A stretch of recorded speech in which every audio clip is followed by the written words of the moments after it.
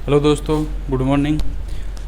तो हम क्या है भारत विश्व का क्या है भूगोल पढ़ रहे थे, और विश्व के भूगोल में क्या है हम वायुदाब हमने पढ़ लिया था, और क्या है पवनों के बारे में आज क्या है डिस्कस करने वाले हैं। तो पिछले सेशन में मैंने आपको बताया था कि वायु किसे कहा जाता है और वायुदाब कौन सा है, ठीक है। वायुदाब कैसे बनता है और इसको क्या कौन कौन से फैक्टर है जो क्या प्रभावित है जो करते हैं। तो सर्वप्रथम वायु की परिभाषा बताई थी, बाद में वायुदाब कैसे बनता है और इसको वायुदाब को कौन कौन से क्या है फैक्टर जो है प्रभावित करने वाले कारक है उनके बारे में हमने चर्चा की थी। फिर हमने क्या है वायुदाब पेटियाँ पढ़ी थी, साथ जो वायुदाब पेटियाँ उनके बारे में क्या हमने क्या डिस्कस था वो किया था, किस पेटी को किस नाम से जानते हैं इसके प्रत्येक कि हमने क्या डिस्कस था वो कर लिया, ठीक है। तो अब हम गैस के बाद में एक और आता है टॉपिक अगला क्या है पवने हैं, ठीक है। कौन सा टॉपिक आएगा? पवने हैं। तो पवन किसे कहा जाता है, ठीक है। तो जब क्या है क्षैतिज रूप से वायु के गतिशील प्रभाव को क्या कहते हैं? पवन कहते हैं। यानी क्या है जब क्या है वायु किस प्रकार है क्षैतिज यानी हॉरिजॉन्टल रूप से जब क्या प्रवाह होती है यानी क्षैतिज रूप से चलती है तो इसके गति को क्या कहते हैं? पवन कहा जाता है। तो वायु के क्षैतिज रूप से गतिशील प्रभाव को क्या कहते हैं? पवन कहा जाता है, ठीक है। पवन की जो गति है वो मापने के यंत्रों को क्या कहा जाता है? पवन मापने की गति को क्या कहते हैं? कप एनेनोमीटर के नाम से जानते हैं, ठीक है। तो पवन को मापने के यंत्रों को किस नाम से जानते हैं? कप एनेनोमीटर के नाम से क्या है जानते हैं, ठीक है। इसके बाद क्या है पवन जो है उसका क्या है गति का तो क्या है यंत्र कप एनेनोमीटर है, लेकिन पवन की गति इकाई है, पवन मापने की गति है या इकाई है, उसकी यूनिट है, उसको हम किस नाम से जानते हैं, ठीक है। तो इसके मापने की इकाई को किस नाम से जानते हैं? ब्यूफोर्ड स्केल के नाम से जानते हैं। और जो पवन है उसका क्या दिशा मापने के यंत्र को क्या कहते हैं? विंड वेग कहा जाता है, ठीक है। क्या कहा जाता है? विंड वेग के नाम से जानते हैं। दिशा अगर पवन की मापते हैं तो किस यंत्र के द्वारा? एक विंड वेग होता है, इस प्रकार का होता है, नॉर्थ में चल रही है, साउथ में, ईस्ट में या वेस्ट में, तो एक इस प्रकार का एक यंत्र बना होता है जिसे विंड वेग कहा जाता है, और उसके माध्यम से क्या हम पवन की क्या है जो दिशा है वो मापते हैं, ठीक है। और इसके बाद में क्या है पवनों की जो उत्पत्ति है, ठीक है। तो मुख्य पॉइंट ये आता है कि पवनों की उत्पत्ति किस प्रकार होती है, ठीक है। तो पवनें जो चलती है उनकी उत्पत्ति किस प्रकार होती है, ठीक है। तो पवनों की उत्पत्ति का मुख्य कारण कौन सा है? दाब प्रवणता है, ठीक है। दाब प्रवणता के कारण क्या पवनों की उत्पत्ति होती है। अब ये दाब प्रवणता कहाँ किसे जाता है इसके बारे में क्या हम डिस्कस करेंगे। आपने देखा होगा कि कोई क्षेत्र है वो क्या वहाँ पर क्या बिल्कुल भी हवा नहीं चलती है, और कहीं कहीं क्या बहुत ज़्यादा मात्रा में क्या हवा चलती है। यानी क्या है कहीं पर तो क्या उच्च वायुदाब होता है, कहीं पर क्या है निम्न वायुदाब होता है, ठीक है। यानी पवनें जो होती है वो क्या है उच्च वायुदाब से क्या है न्यून वायुदाब की ओर चलती है, ठीक है। यानी हम कभी देखते हैं कई बार क्या कहीं पर क्या बहुत ही भयंकर आंधी तूफान चल रहा है और एक क्षेत्र क्या है, एक क्षेत्र कौन सा है जो क्या है खाली पड़ा है, यानी वहाँ पर क्या है जैसे बिल्कुल ही हवा नहीं चलता है। जैसे जयपुर है, ठीक है, हम जयपुर में रहते हैं तो जयपुर में क्या है हवा है जोरों से चल रही है, लेकिन पास में क्या पड़ता है? सिकर है। पास में क्या है? सिकर है। ये क्या है 2-2-2.5 घंटे की दूरी पर सिकर है। तो यहाँ पर तो हवा क्या बहुत ही भयंकर तेजी से चल रही है, लेकिन यहाँ पर क्या बिल्कुल ही शांत वातावरण है। तो यहाँ पर तो किस प्रकार का उच्च वायुदाब है, यानी वायुदाब क्या है ज़्यादा,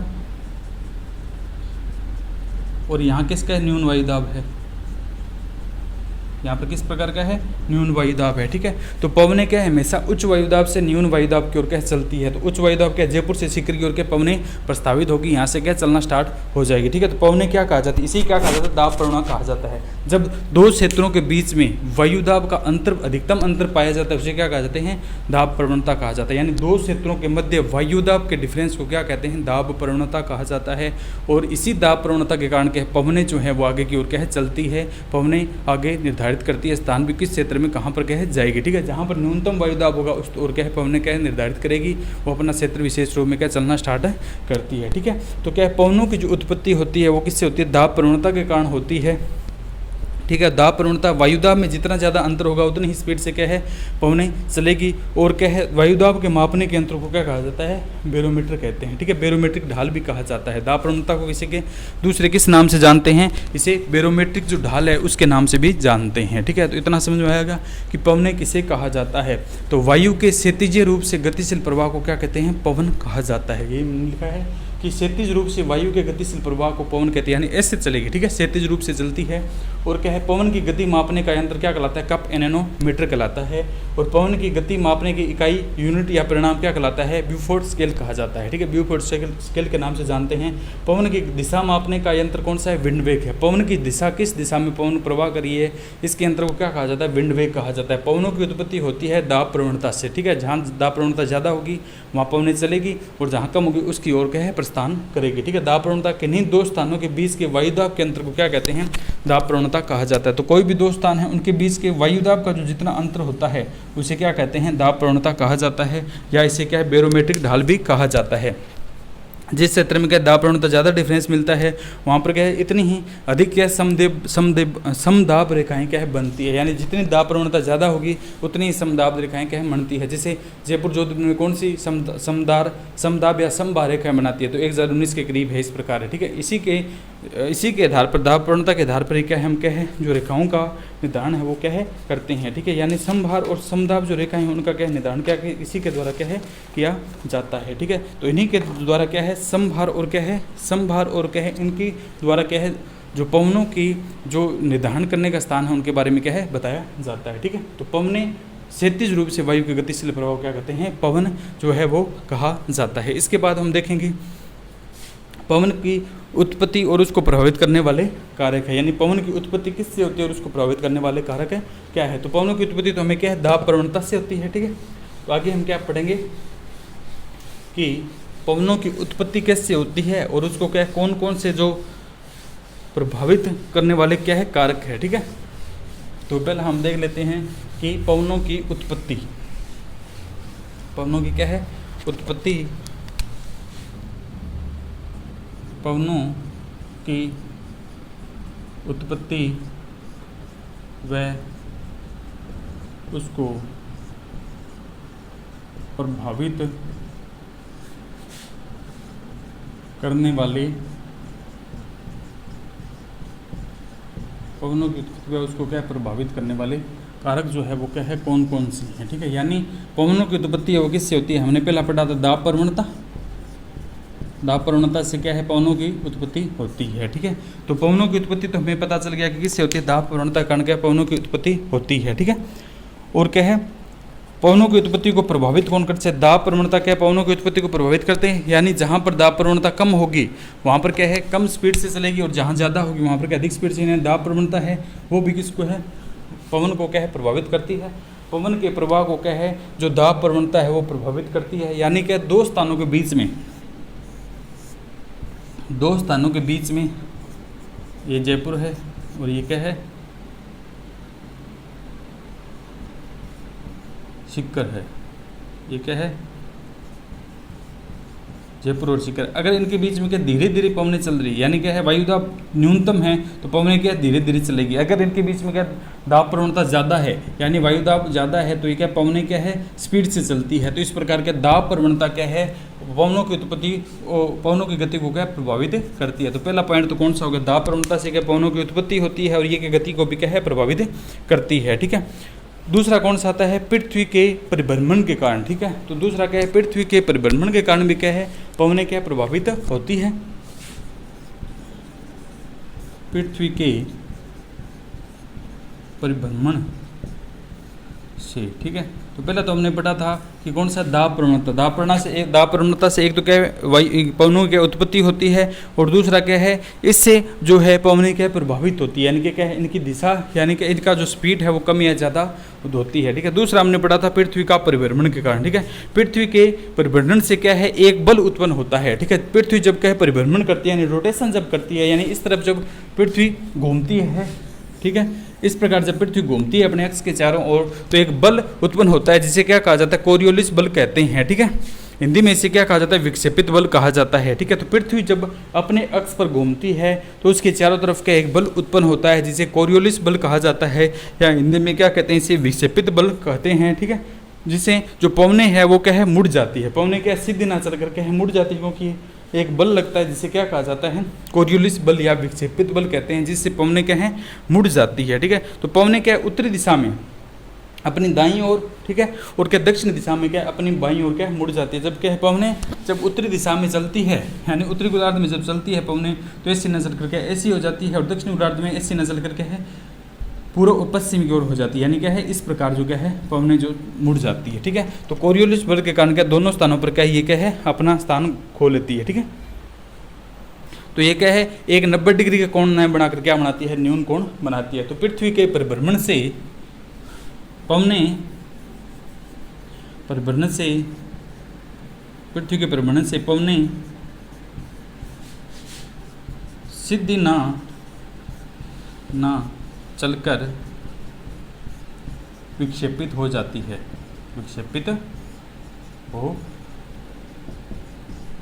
जाती है। ठीक है, यानी क्या है, एक कोरियोलिस है, जीजी कोरियोलिस नाम का वैज्ञानिक था, इसने क्या एक बल का किया था कि इसके कारण क्या है एक बल उत्पन्न होता है जिससे क्या पवने क्या है उत्तरी दिशा में अगर बहेगी तो अपनी और दाईं ओर मुड़ जाती है, और दक्षिणी दिशा में जब ये चलेगा तो ये क्या है पवने जो है अपनी बाईं ओर क्या मुड़ जाती है। इसे क्या कहा जाता है, कोरियोलिस बल का प्रभाव या पृथ्वी के परिभ्रमण के प्रभाव के नाम से जाने जाते हैं। ठीक है, तो इसका क्या है, इसके कारण भी क्या है पवनें जो क्या है प्रभावित होती है। ठीक है, तो पहला तो हमने देखा कि दाब प्रवणता क्या है, पवनों की स्पीड कम या ज़्यादा होगी। दूसरा हमने देखा था पृथ्वी के परिभ्रमण से भी क्या है पवनें जो है वो क्या है विक्षेपित होती है यानी परिवर्तित होती है। तीसरा अगर हम बात करते हैं द्रांतलीय स्वरूप, यानी द्रांतल का स्वरूप किस प्रकार का है। ठीक है, द्रांतलीय स्वरूप है। ठीक है, तीसरी अगर हम बात करते हैं तो किस प्रकार का है, द्रांतलीय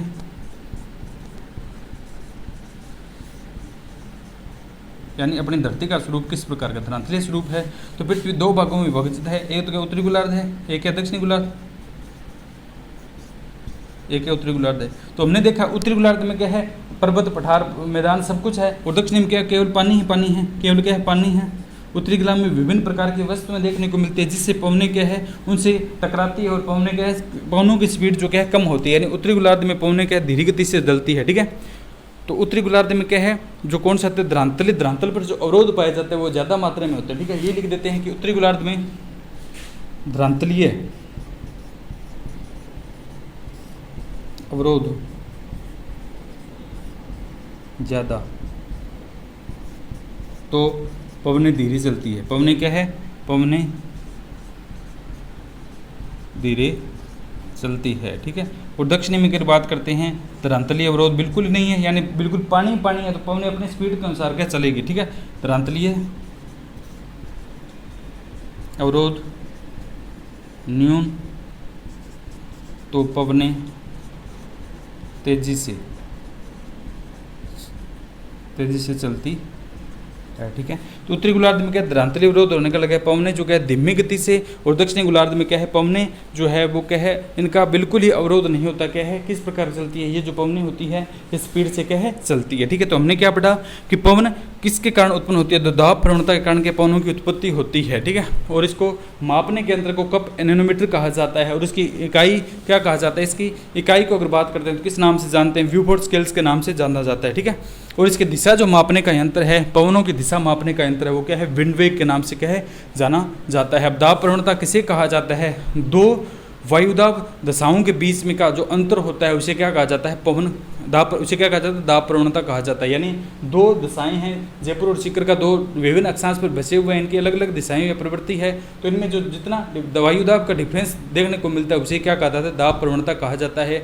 और दाब प्रवणता के कारण ही क्या पवनें चलती है, यानी पवनें जो हमेशा क्या उच्च वायुदाब से न्यून वायुदाब की ओर चलेगी। ठीक है, जहाँ पर जितनी वायुदाब ज़्यादा होगी वहाँ पर उतनी प्रकार के क्या है जो पवनें हैं उतनी स्पीड से चलेगी। ठीक है, वायुदाब कम होगा तो क्या है पवनें धीमी गति से क्या है चलती है। ठीक है, अब इसके बाद में हमने पढ़ा था कि वायुदाब को उत्पत्ति और प्रभावित करने वाला, उत्पत्ति तो किससे होती है, दाब प्रवणता से होती है। दूसरा क्या है, वायुदाब को प्रभावित कौन कौन से जो कारक है वो करते हैं। ठीक है, तो वायुदाब को प्रभावित करने वाले कारक नंबर 1 तो कौन सा होगा, दाब प्रवणता होगी, वही दाब प्रवणता। ठीक है, यानी ज़्यादा अगर डिफरेंस होगा तो स्पीड से चलेगी, कम होगा तो क्या है न्यून स्पीड से क्या है चलेगी। ठीक है, पहला दाब प्रवणता। दूसरी अगर बात करते हैं पृथ्वी का परिभ्रमण के कारण, पृथ्वी के परिभ्रमण के कारण क्या है पवनें क्या है सीधी न चलकर विक्षेपित हो जाती है। यानी कि एक कोरियोलिस बल, जीजी कोरियोलिस नाम का व्यक्ति था, इसने क्या है एक बल का नाम दिया था, क्या कोरियोलिस बल उत्पन्न होता है जिससे पवनें उत्तरी गोलार्ध में क्या है अपनी दाईं ओर मुड़ जाती है, और जो दक्षिणी गोलार्ध उसमें क्या है जो पवनें हैं वो अपनी क्या है बाईं ओर क्या है मुड़ जाती है। तीसरा हमने क्या पढ़ा था, द्रांतलीय स्वरूप है, यानी द्रांतल का स्वरूप किस प्रकार का है, इसी के आधार पर क्या है पवनों का जो क्या है ध्यान किया जाता है कि पवनें क्या कौन सी स्पीड से चलेगी, कौन सी कम चलेगी। ठीक है, उत्तरी गोलार्ध की हम बात करते हैं तो उत्तरी गोलार्ध में क्या पर्वत है, पठार है, मैदान है, मकान है, पेड़ है, विभिन्न प्रकार की वस्तु है, यानी द्रांतलीय स्वरूप ज़्यादा है। जैसी पवन चलेगी कहीं ना कहीं टकरा जाएगा, फिर विक्षेपित हो जाएगी, फिर चलेगी फिर विक्षेपित हो, इस प्रकार क्या है इसकी स्पीड एक समान नहीं रहती है, धीरे धीमी होती है। ठीक है, लेकिन दक्षिणी गोलार्ध में चलेगी तो वहाँ पर क्या समुद्री समुद्र है, दक्षिणी गोलार्ध में बात करते हैं वहाँ क्या समुद्री समुद्र है, तो पवनें क्या अपनी स्पीड अपनी इच्छा अनुसार क्या है चलती रहती है, तो इसकी क्या स्पीड वहाँ पर क्या है ज़्यादा होती है। ठीक है, इसकी स्पीड वहाँ पर क्या होती है ज़्यादा होती है। ठीक है, अब क्या है, पवने क्या विभिन्न प्रकार की पवने हैं, ठीक है। तो विभिन्न प्रकार की पवने हैं और उनको क्या है, क्या क्या नाम दिया गया है, ठीक है। तो पवनों के प्रकार और उसके नाम है, ठीक है। पवनों के प्रकार और उसके नाम है, ठीक है। इसके बाद में गर्म कौन सी है, ठंडी कौन सी है, ठीक है। इसके सभी के बारे में पढ़ेंगे, ठीक है। तो हमने क्या है, पवनों की उत्पत्ति को प्रभावित करने वाले कारक पढ़े। अब इसकी बात करते हैं पवनों के क्या क्या जो नाम हैं वो दिए गए हैं, ठीक है। पवनों के प्रकार और क्या उनके नाम क्या है, ठीक है। तो पवनों के क्या है, प्रकार कौन कौन से हैं, ठीक है। तो पवनों के प्रकार यानी कौन कौन सी प्रकार की क्या है पवने हैं वो चलती है, ठीक है। तो कौन कौन सी पवने हैं, किस किस क्षेत्र में चलती है, उनके बारे में हम बताएंगे, ठीक है। तो पहली अगर बात करते हैं तो पहली जो पवन है वो कौन सी आती है, स्थायी पवने हैं, ठीक है। आपने सुना होगा कि किसी को स्थायी कहा जाता है, किसी को सामयिक कहा जाता है। तो पहली पवन कौन सी है, स्थायी पवने हैं, ठीक है। स्थायी पवने हैं जो एक स्थान विशेष पर चलती है, उनके लोगों के द्वारा नाम दे दिया जाता है, उसे क्या कहा जाता है, स्थायी पवने कहा जाता है, ठीक है। सामयिक पवने हैं, ठीक है। तो ये कौन से आते हैं, सामयिक है, ठीक है। तो पहली पवन का नाम कौन सा है, स्थायी पवने है, स्थान विशेष पर चलती है। दूसरी कौन सी, सामयिक पवने, इन्हें क्या उत्तरी पूर्वी गोलार्ध अलग अलग नाम से दिया जाता है। और तीसरी जो पवने हैं उन्हें किस नाम से जाना जाता है, स्थानीय पवने। स्थानीय लोगों के द्वारा इनका जो निर्धारण कर दिया जाता है उसे क्या कहा जाता है, स्थानीय पवने हैं, ठीक है। क्या कहा जाता है, स्थानीय पवने हैं। तो पवने कितने प्रकार की डिवाइड किया गया है, पवनों को 3 भागों में डिवाइड किया गया है। एक तो क्या स्थायी पवने हैं, ठीक है। दूसरी सामयिक पवने हैं और कौन से, तीसरी की बात करते हैं स्थानीय पवन, ठीक है। दूसरी सामयिक पवने, तीसरी कौन सी कहलाती है, स्थानीय पवने हैं। कुछ क्या है लोगों के द्वारा, कुछ लोगों के द्वारा क्या है एक निश्चित दिशा में बहने के कारण कुछ पवनों का नाम क्या है उनके द्वारा अपने नाम से दे दिया गया है, ठीक है, ठीक है। तो क्या है कुछ दिशाओं के कारण चलने के कारण क्या है कुछ पवनों का नाम क्या है लोगों के द्वारा अपने अनुसार दे दिया गया है। जैसे क्या पूर्व पवने चलती है, जैसे पूर्व पवने चलती है तो उसे पूर्वाई कहा जाता है, पूर्व दिशा में चलने के कारण।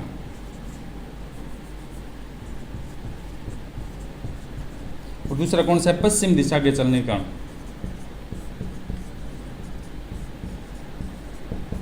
तो क्या है लोग कहते हैं कि आज तो क्या पूर्वा चल रही है, आज तो क्या है ये चल रही है तो बरसात होगी, ठीक है। तो उनके द्वारा किसके नाम द्वारा दिया गया है, तो उनके द्वारा क्या है अपने ही द्वारा क्या है दिशा का अनुभव करके बता दिया जाता है कि ये पवने क्या इस दिशा में चल रही है, ठीक है। तो पूर्व दिशा में अगर पवने चलते हैं तो उसको क्या कहते हैं कि पूर्वा पवने हैं, ठीक है। इनका नाम कर दिया गया पूर्वा पवने हैं, ठीक है। पश्चिम दिशा में बहने के कारण इनका नाम क्या है, पछुआ पवने हैं। इनका नाम क्या दे दिया गया है, पछुआ पवने हैं, ठीक है। तो पवनों की अगर बात करते हैं वैसे इनके नाम कौन से 3 दिए गए हैं, ठीक है। पवनों के प्रकार की अगर बात करते हैं एक तो कौन से स्थायी पवने होती हैं, एक तो क्या होती है स्थायी पवने होती है, दूसरी कौन से सामयिक पवने होती है, इन्हें सन्मार्गी पवने भी कहा जाता है। और तीसरी पवने कौन है, स्थानीय लोगों के द्वारा जिनका नाम दिया जाता है उसे स्थानीय पवने कहा जाता है। और एक है विशेष लोगों के द्वारा क्या कुछ पवनों का दिशा के अनुसार क्या है नाम दिया जाता है, जिनका नाम क्या है पूर्वा और क्या है पछुआ कहा जाता है। पूर्व दिशा में चलने का इसे पूर्वाइया या पूर्वा कहा जाता है। दूसरी कौन सी है, पछुआई के नाम से जानते हैं, पछुआ या पछुआई के नाम से, ठीक है।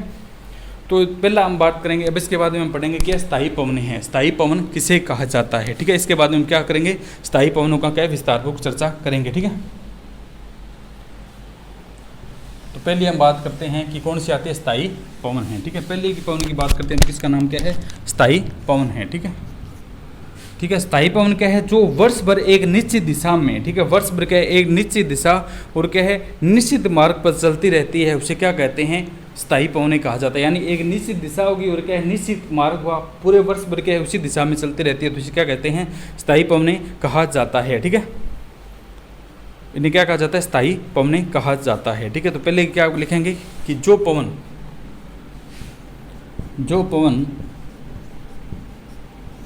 वर्ष भर एक निश्चित दिशा व निश्चित मार्ग पर, जो पवन वर्ष भर एक निश्चित दिशा व निश्चित मार्ग पर चलती रहती है उसे स्थायी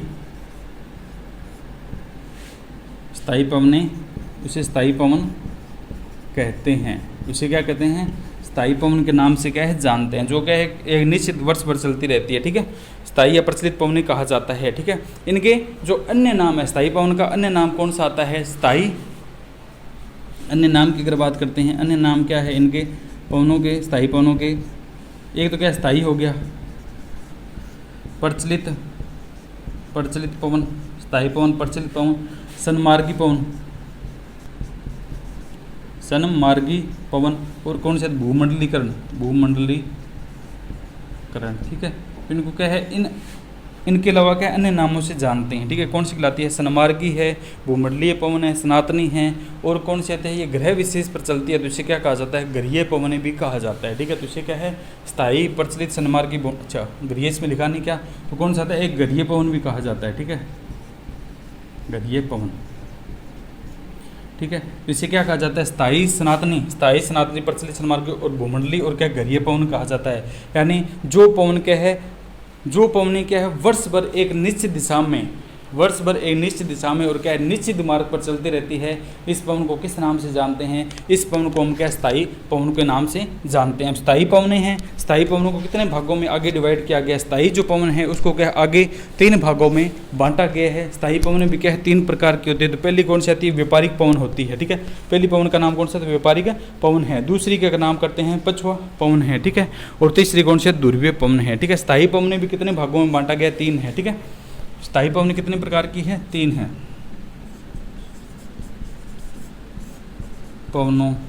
स्थायी पवनों के प्रकार, तो पहले पवन की अगर बात करते हैं तो कौन सी आती है, व्यापारिक पवन,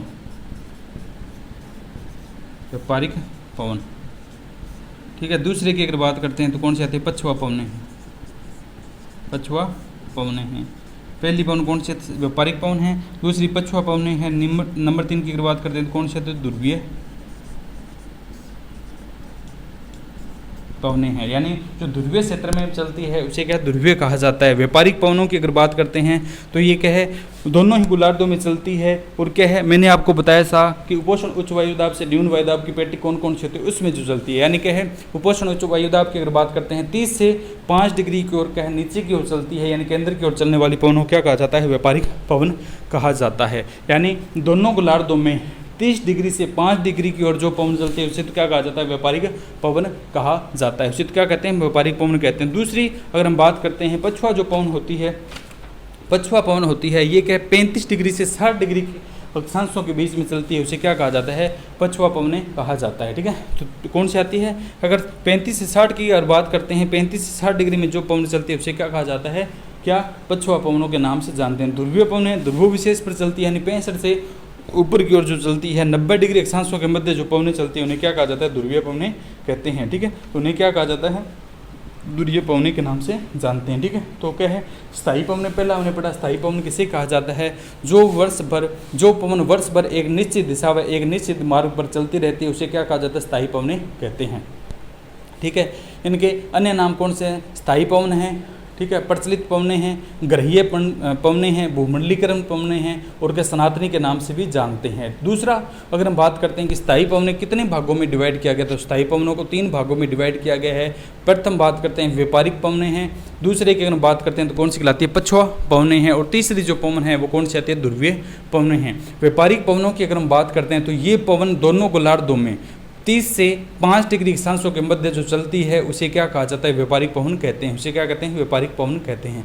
दूसरा हम बात करते हैं पछुआ जो पवनें हैं, पछुआ पवनें कितने हैं, पछुआ पवनें 35 से 60 के मध्य जो पवनें चलती है उन्हें क्या कहा जाता है, पछुआ पवनें कहते हैं, ठीक है। यानी जो क्या दोनों गोलार्धों में 35 से 60 डिग्री अक्षांशों के मध्य पवनें चलती है उन्हें क्या कहेंगे, पछुआ पवनें कहेंगे। और तीसरी अगर हम बात करते हैं ध्रुवीय पवनें, ठीक है, ध्रुवीय पवनों की अगर बात करते हैं 65 डिग्री से 90 डिग्री ध्रुवों की ओर जो पवनें चलती है उसे क्या कहा जाता है, ध्रुवीय पवनें कहते हैं, ठीक है।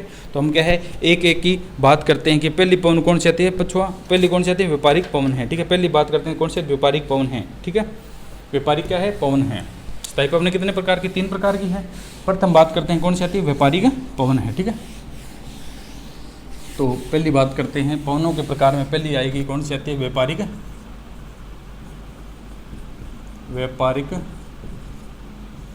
पवनें। व्यापारिक पवन की बात कर लेते हैं, ठीक है। कौन सी आती है, व्यापारिक पवन है, ठीक है। तो यह मैंने डायग्राम कल भी बनाया था, ये तो क्या अपना 0 डिग्री है, ठीक है। ये कौन सा था, 5 डिग्री मैंने अक्षांश बनाया था, ठीक है। 5 डिग्री उत्तरी गोलार्ध का अक्षांश, और ये कौन सा था, 5 डिग्री क्या था, दक्षिणी गोलार्ध का अक्षांश है, ये तो 5 डिग्री उत्तरी गोलार्ध का अक्षांश है, 5 डिग्री दक्षिणी गोलार्ध का क्या है अक्षांश है, यहाँ भूमध्य है। तो यहाँ पर क्या 30 डिग्री है और यहाँ पर क्या 30 डिग्री है कहीं ना कहीं।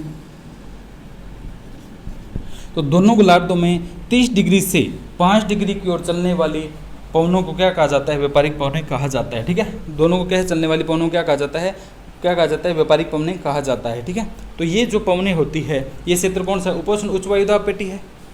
ये तो कौन सा था, न्यून वायुदाब। ठीक है, तापमान ज़्यादा तो वायुदाब किस प्रकार न्यून थी, तो यहाँ पर कौन सा उपोष्ण उच्च वायुदाब है। तो ये पवनें क्या है, पवनें ऊपर उठकर नीचे, ठीक है, पवनें के गर्म होकर ऊपर उठती है, फिर इनका प्रभाव होता है, यानी इस प्रकार ये पवनें क्या है चलती है, यानी 30 डिग्री से 5 डिग्री की ओर क्या है जो पवनें हैं वो चलती है। ठीक है, गर्म होकर क्या ऊपर उठती है और ऊपर से क्या ऐसे चलेगी। ठीक है, तो इसके कारण क्या है जो पवनें हैं वो क्या है 5 से क्या है 30 डिग्री के मध्य चलती है। ठीक है, तो यहाँ पर पवनें क्या है गर्म होती है और ऊपर उड़ती है और ऊपर की ओर क्या है ये चलती है। ठीक है, तो इसके कारण इन पवनों का नाम क्या दे दिया गया था, व्यापारिक जो पवनें हैं वो नाम दिया गया था। ठीक है, तो यहाँ पर क्या है, यहाँ पर गर्म हो जाती है। ठीक है, तो दोपहर बाद क्या है यहाँ पर क्या बरसात होती है, इसलिए इसको क्षेत्र को क्या कहा जाता है, सवनीय वर्षा का क्षेत्र कहा जाता है। इस क्षेत्र को किस नाम से जानते हैं, 30 से 5 डिग्री के मध्य अक्षांश का क्षेत्र होता है, इसे क्या सवनीय वर्षा का क्षेत्र का नाम से जानते हैं। इसे किस नाम से जानते हैं, सवनीय जो वर्षा है उसके नाम से क्या है जानते हैं। ठीक है, आपको समझ में आएगा कि व्यापारिक पवनें हैं वो कहाँ से चलती है, 30 डिग्री से 5 डिग्री की ओर चलती है। ठीक है, दोनों गोलार्धों में। ठीक है, 30 डिग्री, ठीक है 30 डिग्री उत्तरी गोलार्ध से 5 डिग्री के उत्तरी गोलार्ध में चलती है और 30 डिग्री दक्षिणी गोलार्ध से 5 डिग्री के दक्षिणी गोलार्ध में ये पवनें जो क्या है चलती है। तो ये पवनें हैं, यहाँ पर तापमान क्या है, सूर्य सीधा चमकेगा, कल बताया था सूर्य क्या सीधा चमकता, ताप क्या है ज़्यादा, ताप ज़्यादा है, तो यहाँ की जो वायुदाब है वायु है न्यून वायुदाब होगा, न्यून क्या है वायुदाब होगा। यहाँ पर सूर्य क्या है टेढ़ा चमकता है यानी तापमान कम, तो उच्च वायुदाब होगा, उच्च वायुदाब होगा। मैंने आपको बताया कि पवनें कैसे चलती है, उच्च वायुदाब से न्यून वायुदाब की ओर चलती है। तो पवनें क्या 30 डिग्री से 5 डिग्री की ओर चले, यही लिखा है हमने 30 से 5 डिग्री की ओर पवनें जो क्या है चलती है। चलने के कारण लगातार क्या है यहाँ पर गर्म क्षेत्र उत्पन्न हो जाता है, यहाँ पर क्या गर्म क्षेत्र क्या उत्पन्न हो जाता है, तो यहाँ पर क्या दोपहर बाद क्या बरसात होती है, इसलिए इस क्षेत्र को क्या सवनीय वर्षा का क्षेत्र भी कहा जाता है। कौन से क्षेत्र को, 5 डिग्री 0 से 5 डिग्री के मध्य जो अक्षांश का क्षेत्र है उसे क्या सवनीय वर्षा का क्षेत्र भी कहा जाता है। ठीक है, तो व्यापारिक जो पवनें हैं उससे क्या है महाद्वीपों के, ठीक है महाद्वीपों के पूर्वी भाग में और महासागरों के क्या पश्चिम भाग में क्या है बरसात देखने को मिलती है। प्रश्न पूछ लिया जाता है कि व्यापारिक पवनों से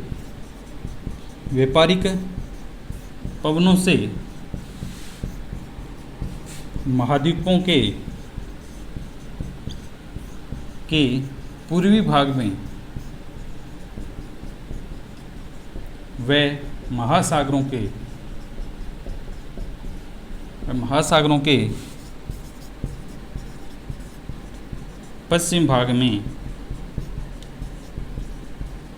वर्षा होती है। ठीक है, तो क्या व्यापारिक पवनों से क्या है महाद्वीपों में तो कौन सा आता है पूर्वी भाग में और महासागरों के पश्चिम भाग में क्या है बरसात होती है। ठीक है, इसमें क्या है बरसात यहाँ पर होती है। ठीक है, तो ये आपको समझ आएगा कि व्यापारिक पवनें किसे कहा जाता है। ठीक है, तो व्यापारिक पवनें इनके विस्तारपूर्वक चर्चा की थी। ठीक है, इसके बाद में क्या दूसरी अपनी पवनी आती है पछुआ पवनी है। तो पछुआ पवनी कौन से अक्षांशों में चलेगी, आपको बताया था कि पछुआ जो पवनें हैं वो दोनों गोलार्धों में चलती है और कौन से 35 से 60 डिग्री अक्षांश के मध्य के चलने वाली पवनों को क्या कहा जाता है, कौन सी पछुआ पवनें कहते हैं। ठीक है, तो दूसरी बात करेंगे हम, दूसरे पवन किसके प्रकार की स्थायी पवनें पढ़ रहे हैं। स्थायी पवनों में 3 प्रकार की पवनें होती हैं।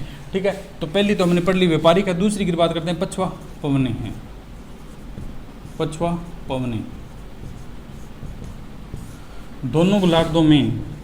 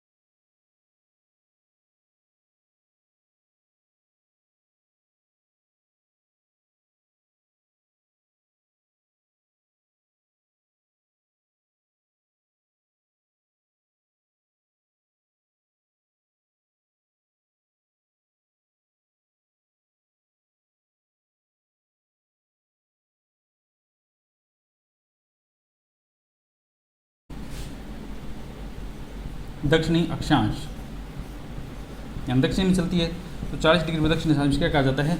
गरजती चालीसा, गरजती चालीसा के नाम से जानते हैं। ठीक है, और वही क्या है 50 डिग्री दक्षिणी अक्षांश में किस नाम से जानते हैं? प्रचंड पचासा, प्रचंड पचासा। और 60 डिग्री दक्षिणी में दक्षिणी अक्षांश में क्या कहलाता है? प्रचंड चीखती, चीखती सठा, यानी कि चीखती हुई दिखाई देती है, जिसे क्या कहा जाता है? चीखती क्या है? सठा, चीखती साठा के नाम से जानते हैं। ठीक है, 40 डिग्री पर इसे क्या कहा जाता है? गरजती चालीसा कहा जाता है। और 50 डिग्री पर प्रचंड पचासा के नाम से ठीक है, और 60 डिग्री पर क्या कहा जाता है? चीखती साठा कहा जाता है। तो पछुआ पवनें जब दक्षिणी गोलार्ध में चलती है तो नाविकों के द्वारा क्या है, जब नाविक क्या है अपनी वो नाव लेकर वहाँ पर जाते हैं तो ये बहुत ही भयंकर हुए प्रतीत है। जब 40 डिग्री पर चलती है तो गरजती चालीसा यानी गरजती हुई प्रतीत होती है, इसलिए इसका नाम क्या दिया? गरजती चालीसा है। जब 50 डिग्री पर ये नाविक पहुँचते हैं तो क्या प्रचंड पचासा यानी बहुत ही भयंकर रूप ले लेती है, और क्या 60 डिग्री पर बहुत ही चीखती हुई प्रतीत होती है। ठीक है, बहुत ही भयंकर आवाज करते हैं, इसलिए क्या चीखती साठा के नाम से जानते हैं। ठीक है, तो हम क्या स्थायी पवनें पढ़ रहे हैं। स्थायी पवनों में हम लोग क्या है, जो पवनें वर्ष भर एक निश्चित दिशा में एक निश्चित मार्ग पर चलती है उसे क्या कहा जाता है? स्थायी पवन कहा जाता है। इसमें क्या है, प्रथम पवन कौन से? व्यापारिक पवन है। व्यापारिक पवन की बात करते हैं तो दोनों गोलार्धों में जो पवन क्या है 5 डिग्री से 30 डिग्री से 5 डिग्री की ओर चलती है, उच्च वायुदाब से न्यून वायुदाब की ओर चलती है, तो इस पवन को क्या कहा जाता है? व्यापारिक पवन कहा जाता है। व्यापारिक पवनों से महाद्वीपों के पूर्वी भाग में और महासागरों के पश्चिम भाग में क्या बरसात जो होती है वो देखने को मिलती है। इस क्षेत्र में जो क्या है व्यापारिक पवनों का जो क्षेत्र है वहाँ पर क्या दोपहर बाद बरसात होती है, इसलिए इसको क्या सन्मार्गित सेवनीय धारा के नाम से भी क्या है जानते हैं। ठीक है, सेवनीय धारा के नाम से भी क्या जानते हैं। इसके बाद में मैंने आपको बताया कि पछुआ पवनें हैं। पछुआ पवनों की अगर हम बात करते हैं तो वो पवनें जो क्या दोनों गोलार्ध में 35 से 60 डिग्री मध्य अक्षांशों में चलती है उसे पछुआ पवन कहा जाता है। जब ये दक्षिण गोलार्ध में चलती है तो विभिन्न नाविकों के द्वारा इसका क्या नाम दिए गए हैं। ठीक है, नाविक के द्वारा क्या जब 40 डिग्री पर यह चलती है तो इसे क्या कहा जाता है? गरजती चालीसा कहते हैं।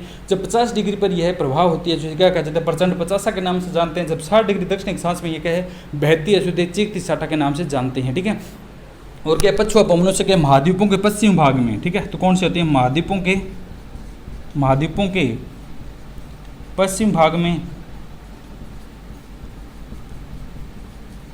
वह महासागरों के कौन से पूर्वी भाग में, महासागरों के पूर्वी जो भाग है वहाँ पर क्या बरसात होती है। ठीक है, तो उसमें कौन सा था? व्यापारिक पवनों से कौन से? महाद्वीपों के पूर्वी भाग में। लेकिन पछुआ पवनों से क्या है महाद्वीपों के पश्चिमी भाग में क्या बरसात जो होती है, और महासागर उसके क्या है पूर्वी भाग में बरसात क्या है देखने को मिलती है। ठीक है, तो उसके क्या है देखने को मिलती है। तो ये दो पवनें समझ में आई कि स्थायी पवनों की अगर बात करते हैं तो इसमें क्या है व्यापारिक पवनें और पछुआ पवनें हमने क्या पढ़ ली है। तीसरी की बात करते हैं ध्रुवीय पवनें हैं। ठीक है, तो ये क्या है दोनों गोलार्धों में ध्रुवीय की पवनों की बात करते हैं। ये क्या दोनों गोलार्धों में उपध्रुवीय न्यून वायुदाब से क्या है उच्च यानी क्या है उपध्रुवीय उच्च वायुदाब से न्यून वायुदाब की ओर क्या चलती है। ठीक है, तो ये क्या है हमें पता है 90 से 65 डिग्री अक्षांशों के मध्य चलती है।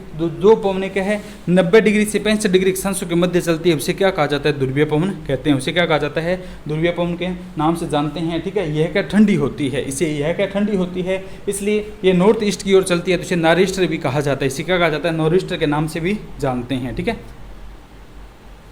इससे क्या बरसात ठंडी पवन है तो बरसात नहीं होगी, इसे क्या उत्तरी गोलार्ध में इसे क्या नॉरिस्टर के नाम से जानते हैं। ठीक है, तो तीसरा हम पढ़ते हैं कौन सी आती है? ध्रुवीय पवनें हैं। ठीक है, ध्रुवीय पवनों की बात करते हैं।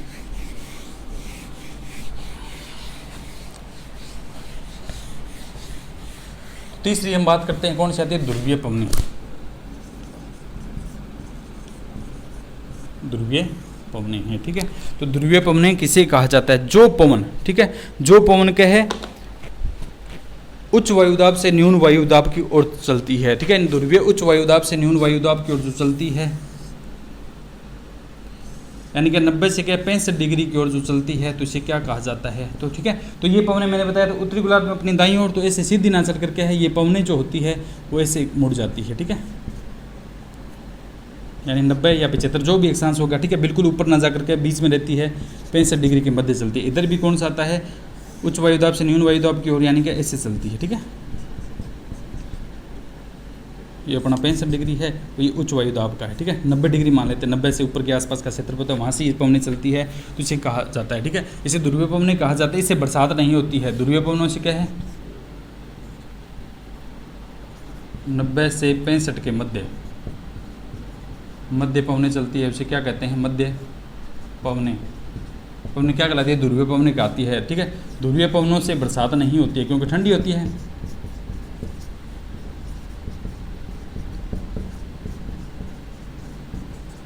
ध्रुवीय पवनों से बरसात नहीं होती है। उत्तरी गोलार्ध में इसे नारिष्ट कहते हैं। उत्तरी गोलार्ध में इसे नारिष्ट कहते हैं। ठीक है, तो उत्तरी गोलार्ध में जब ये पवन चलती है तो इसे क्या नारिष्ट के नाम से कहा जाता है। ठीक है, नारिष्ट भी कहा जाता है। ठीक है, तो इतना आपको समझ में आएगा। 3 प्रकार की स्थायी पवनें हो क्या? 3 प्रकार की पवनें हैं, व्यापारिक पक्ष और ध्रुवीय पवनें हैं, जो क्या है वो ध्रुवीय उच्च वायुदाब से उपध्रुवीय न्यून वायुदाब की ओर चलती है। ठीक है, तो इन पवनों को क्या कहते हैं? ध्रुवीय पवनें कहा जाता है। ध्रुवीय पवनों से बरसात नहीं होती है। और उत्तरी गोलार्ध में क्या है? इसे नारिष्ट कहा जाता है। ठीक है, उत्तरी गोलार्ध में इसे क्या कहा जाता है? नारिष्ट कहा जाता है। ये तो कौन सी स्थायी पवनें हैं उनका हमने क्या डिस्कस किया। इसके बाद में दूसरी पवनें आती है, वो क्या कहा जाता है? सामयिक पवनें। ठीक है, सामयिक पवनें हमने पढ़ा था। दूसरी पवनों की बात करते हैं, सामयिक पवनें, उसके बारे में क्या है अगले सेशन में चर्चा करेंगे। तो आज क्या है, आज के सेशन में इतना ही। पवन और पवनों की परिभाषा और क्या है जो स्थायी पवन है उनका क्या है हमने विस्तारपूर्वक क्या डिस्कस किया। ठीक है, तो आज के सेशन में इतना ही। बाकी क्या है जो बचा है वो क्या सनमार्गी पवनें और जो कौन स्थान विशेष पर चलने वाली पवनों की क्या अगले सेशन में क्या है चर्चा करेंगे। ठीक है, ओके दोस्तों, धन्यवाद।